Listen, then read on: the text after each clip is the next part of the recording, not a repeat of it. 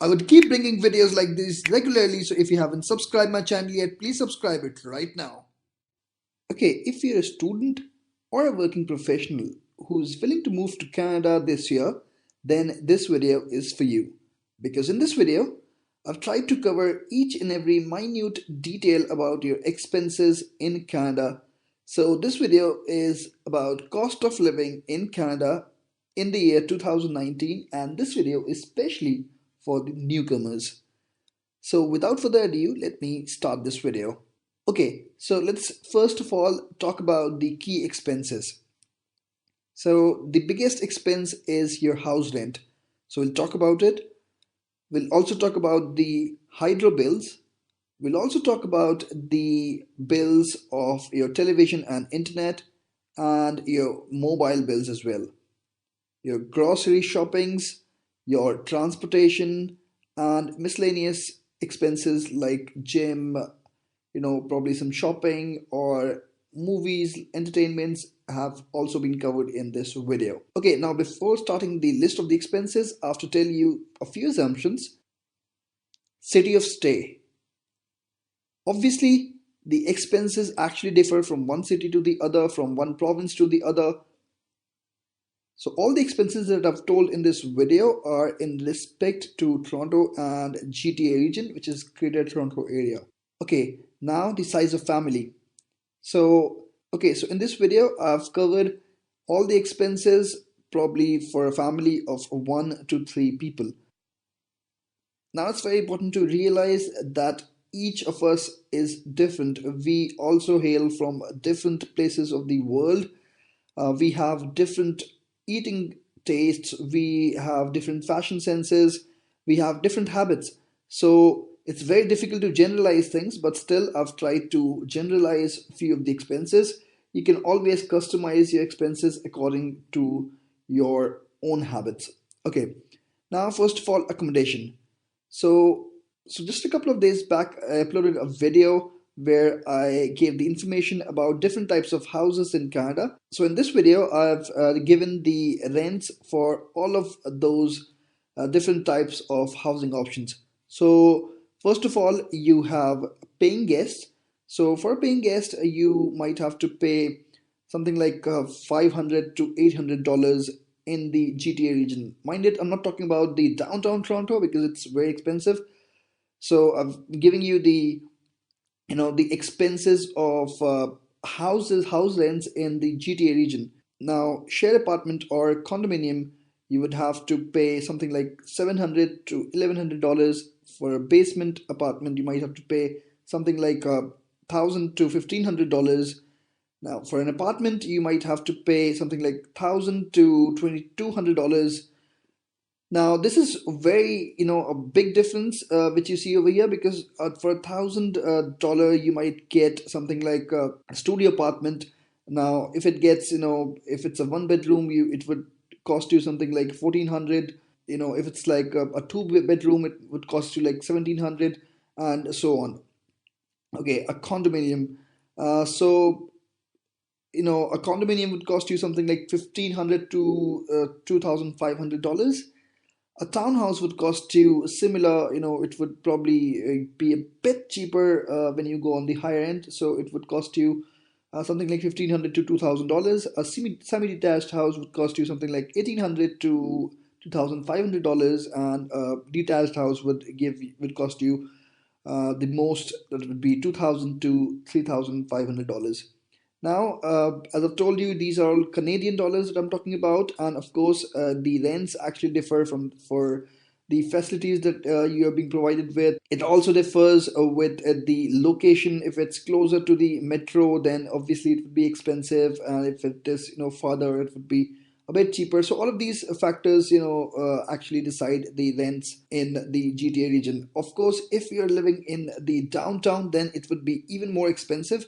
So probably you can add like 200 to 300 dollars in each of these rents if you're talking of downtown Toronto, because that part is obviously the most expensive one in Toronto. Okay, one point that I need to add over here is the rental insurance or the tenant insurance that we have to pay, and it generally starts from around $20 for a for one room place. It might go high up to around $60 or $70, and that is per month. Okay, now let's talk about the transportation. This is the official screenshot of TTC, which covers, probably the trams, the buses, the metro or train, everything is covered. So this is the screenshot from 2019. So over here you can find that the for a single ticket you have to pay around $325. That is $3.25. And for seniors and students, it's $2.10. However, you can take a weekly pass as well, which is 43.75 and 34.75 per person. And you can take a monthly pass as well, which is most economical if you have to travel to go for the interviews, if you have to travel to go and meet different people. In that case, you can take the monthly pass. You can travel as much as you want to, so there's no limit in the travel if you take a monthly pass or a weekly pass. So if you get a Presto card, then there's a little discount. You have to pay around $3. Okay, for children, there is a different fare which is also mentioned over here. Okay, now here I haven't covered if you're going to get a car, because it's for the newcomers, probably for all those people who'd be coming here for in initial months, and I would actually be covering it in a separate video altogether. Okay, now the utilities. Now utilities would include your mobile bill, your internet and TV bills, your electricity, gas, and water bills, which is also called hydro in Canada. Let's talk about all of them one by one. Now the mobile bill. So mobile bill actually differs from one company to the other. I found Chatter is among the cheapest ones in the Toronto GTA region. So you have to pay $35 per month for 1 GB of data and unlimited calling in Canada. You have to pay $50 per month for 8 GB of data, and it differs from one company to the other. For example, in Fido, you need to pay $60 for 4 GB. So it differs from one company to the other. For Rogers or for Bell, you even might to pay a bit higher. Now the internet bills. It becomes kind of essential for you if you're living in Canada to have internet, broadband internet in your home. So it is, it also differs from $55, $50, and they have different plans going up to $80, $90. So they had two screenshots for Fido and Rogers. Okay, now you also get bundled offers over there. So if you want to get a TV plus internet offer, this is the screenshot from Rogers, and this is again a screenshot from their website, official website in 2019. You would be getting something like $95 per month for TV plus internet. That's the basic payment that you need to pay. And after that, if you want to get a TV plus internet plus home phone, then you need to pay something like $105. You can go onto their website and check out the details, which all facilities will be provided if you get a home phone, if you get a TV, what all the details. I won't go into that at the moment. Electricity, gas, and water bills. For a 1 to 2 bedroom apartment or condominium, you would get a bills of something like $50 to $70. And for a 3 to 4 bedroom or maybe a semi-detached house or a detached house, you would get a bill of something around $70 to $100, or maybe for a detached house, you might get it for around $120. Now, this obviously depends on the consumption that you do, but generally, more or less, it stays around the same value. Now, the groceries. Now, this is one of the most difficult parts in this video for me, because it's very difficult to decide the grocery, how much one would consume in 1 week or 1 month. So I've tried to do it over here per person per week. So if your consumption is on the lower level, in that case, let's say you make homemade food and for around 6 days a week, then in that case you would spend something like $50 to $60, and that's per person per week. Let's say you go to a restaurant once a week, you would spend something like $15. It might differ from $10 to $20. Now, somebody who maybe spends more, who has higher consumption, you would probably spend something like $70 to $80. And if you go out for eating probably twice or thrice a week, then you would spend something like $30 to $50. Okay, now the miscellaneous charges, something like gym memberships. So you would spend $40 to $60 in a gym membership. For a movie, you might have to spend something like $12 to $20. For shopping, it is obviously as per wish. You can shop whatever you want to and how much you want to. So I can't generalize it. And also for trips, if you want to go and move around Canada or maybe outside Canada, then it's quite difficult to judge that or to finalize that. So I haven't put any number next to these two. Now, if you're living in Canada, you might be quite habitual to drinking coffee. So with that case, if you do have that habit, you might spend something like $50 to $100 for a coffee, but I haven't included that here. Okay, now time for totaling. Again, all the same parameters: a house rent, a mobile bill, internet plus TV bill, your hydro bills, your groceries, transportation, and miscellaneous charges as well.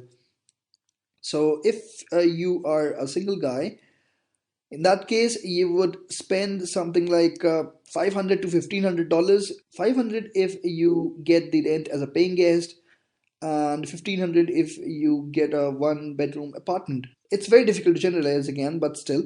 For a mobile bill, you would spend something like $40 to $80. For internet plus TV bundle package, you would spend like $80 to $190. For hydro bills, you would spend like $30 to $80. It depends on your consumption, obviously, so it's again difficult to finalize. Now, your groceries, you'd spend something like $200 to $600. For transportation, you'd spend like $100 to $150. If you get an Uber, then obviously you would spend more. For miscellaneous expenses, I would assume you would spend something like $50 to $250. So on the left hand side, all of those expenses are mentioned if you're living there on a savings mode. But if you haven't activated your savings mode and you want to live pretty freely, you want to live a very easy life over there, you don't worry about your expenses, then probably the right column would be for you. So overall, if you have activated your savings mode, then you can spend life there in Toronto GTA region for $1,000. And if you want to live a very pretty good life without thinking about the money, you would spend something like $3,000, something between 2,700 to $3,000. Okay, now for somebody who's a couple, so in that case, your house rent would increase from $1,000 and it might go up to $2,500. It's your choice. So $1,000 for the basement and 2,500 probably for a semi-detached house or maybe a condominium. Now mobile bills would double, no, probably from $80 to $150. Internet plus TV would be the same. So 80 to 190. Hydro bills would increase slightly, so probably $50 to $100. Groceries would definitely increase, so you would need to pay something like $350 to $1,000. Obviously, it depends from one's eating habits to the others. Now, the transportation you would spend like $200 to $300 because it would also double, and miscellaneous charges would also double, so something like $100 to $500. Obviously, there's no limit in shopping and traveling around. So, but I've tried to generalize again. So, again, on the lower level, if you're activated your savings mode, you would spend something like $1,800 to $2,000 in the GTA region.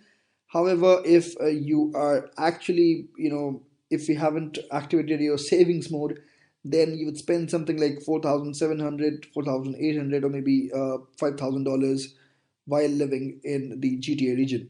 Now, if you have a kid as well, you're a family of three people. In that case, you would still live in the same home, right? So you would spend something like $1,000 to $2,500. Mobile charges would be this same. I haven't assumed that your kid would have a separate mobile. Now your internet charges would be the same, your hydro charges would be the same, your grocery bill would increase. So let's say 450 to 1200, uh, again an assumption here. Now your transportation would slightly increase, then it would be like 250 to 400, and your miscellaneous charges would also increase from 150 to $700. So in a nutshell, if you're a family of three people and you've activated your savings mode, then you would spend something like $2,000. And if you want to live a very good, a free life without caring about the expenses, then you would spend something like $5,000 or maybe $5,200. Now, if you have a kid, there's very important thing that you should notice, that Canada Child Benefit. So you would get some money every month from the Canadian government as well. So probably 300, $400 depending on different factors. I've got a video for that. I'll provide the link for that in the description box. You can check it out. But overall, the in a nutshell, it would be something like 2,000 to $5,000 for a family of three people. So this was it. I think that all of these details would help you somehow. It's statistics that have taken me a while to calculate, but I still hope that it would be helpful for you. I will make a separate video for all of those people who want to plan about getting a car in Canada, all of the expenses, how you can get it. It would be covered in a separate video altogether.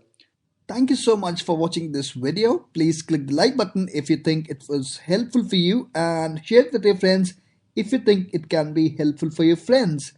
And also subscribe my channel if you haven't subscribed it yet.